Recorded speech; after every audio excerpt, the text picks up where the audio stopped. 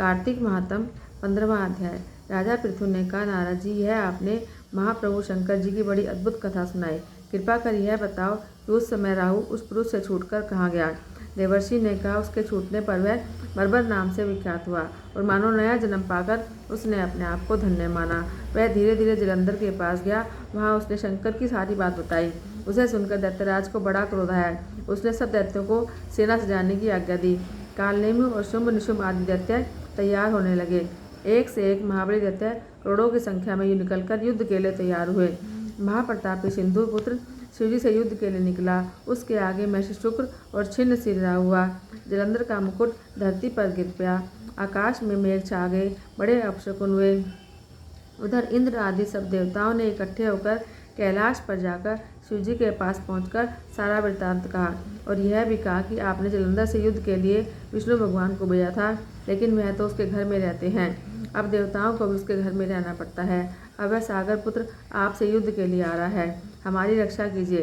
देवताओं से यह सुनकर भगवान शंकर जी ने विष्णु से पूछा कि हे ऋषिकेश, युद्ध में आपने जलंधर का संहार क्यों नहीं किया और वैकुंठ को छोड़कर आप उसके घर कैसे चले गए। यह सुनकर भगवान विष्णु ने हाथ जोड़कर नम्रतापूर्वक शंकर जी से कहा, उसे आपका अंशिवा लक्ष्मी का भाई होने के कारण मैंने नहीं मारा। वह बड़ा ही वीर और देवताओं से अजय है। मैं सत्य कहता हूँ, उसे कोई नहीं मार सकता। इस पर मैं मुग्ध होकर उसे वर दिया है कि मैं उसके घर में रहूँगा। हे सूर्यवर्य विष्णु, आप ये क्या कहते हैं? उस जलंधर को मैं अवश्य मारूंगा, इसमें कुछ भी संदेह नहीं है। अब आप सब देवता जलंधर को मेरे द्वारा मारा जानकर अपने स्थान को जाइए। जब शंकर जी ने ऐसा कहा तो देवता अपने स्थान को चले गए। ठीक उसी समय जलंधर अपनी सेना के साथ कैलाश पर्वत को घेरकर सिंहनाद करने लगा। दैत्यों के नाद और कोलाहल से शिवजी को क्रोध आ गया। उन्होंने अपनी नंदी आदि गणों को साथ लेकर युद्ध की आज्ञा दी। कैलाश पर्वत के समीप भीषण युद्ध होने लगा।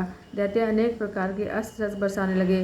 भेरी, मृदंग, शंख, तीरों, तक्र, हाथी, घोड़ों, रथों के शब्द से पृथ्वी कांपने लगी। युद्ध में कटकर मरे हुए हाथी, घोड़ों और पैदलों का पहाड़ सा लग गया, जिससे कि युद्ध भूमि और भी अगम्य हो गई। दैत्यों के आचार्य श्री शुक्राचार्य जी अपनी मृत संजीवनी विद्या से सब दैत्यों को जिलाने लगे। यह देखकर शिवजी गण व्याकुल हो गए और उनके पास जाकर सारा वृत्तांत सुनाया।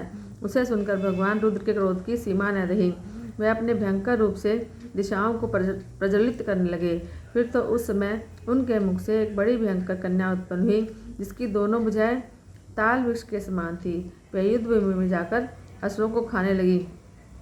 तब युद्ध भूमि में इस प्रकार विचरते हुए वह शुक्र जी के समीप आई और उन्हें अपने उदर में विलुप्त कर लिया। फिर स्वयं भी अंतर्ध्यान होगी। शुक्र के गुप्त हो जाने से दैत्यों का मुख मलिन पड़ गया और वह युद्ध भूमि छोड़कर भाग पड़े। इस पर उनके शुंभ निशुंभ और कालनेमि आदि सेनापतियों ने अपने भागते हुए वीरों को रोककर शिवगणों पर बड़ा कठोर प्रहार करना शुरू किया और ऐसा ही शिवजी के नंदी आदि वीरगणों ने भी, जिसमें गणेश, स्वामी कार्तिकेय भी थे, अपने गणों को रोक रोक कर दैत्यों से भीषण युद्ध करना आरंभ किया। बोलो श्री कृष्णचंद्र भगवान की जय।